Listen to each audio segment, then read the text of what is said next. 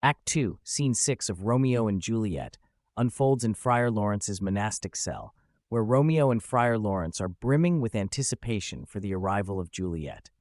The friar extends his hopes for divine blessings to grace their marriage, ensuring that no adversity could possibly taint their love.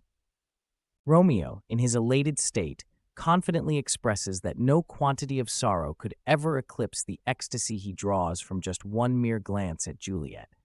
He feels that his love for Juliet is so strong that it could withstand any troubles that might come their way.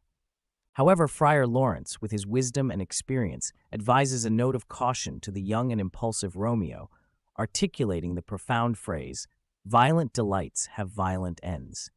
He elaborates that an intense obsession or extravagance in even the most delightful things, put forward in his metaphor as the sweetest honey, may result in disgust and revulsion. The friar counsels Romeo to pursue a moderate, balanced affection, which he believes to be the key to a durable and everlasting love. This advice reflects the friar's concern for the lover's haste and his fear of the potential consequences of their impetuous actions.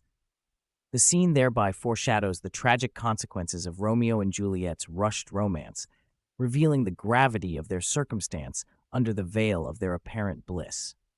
This intimate dialogue between Romeo and Friar Lawrence provides a deeper exploration of love, passion, and the repercussions of excessive emotion, encapsulating the themes of the play.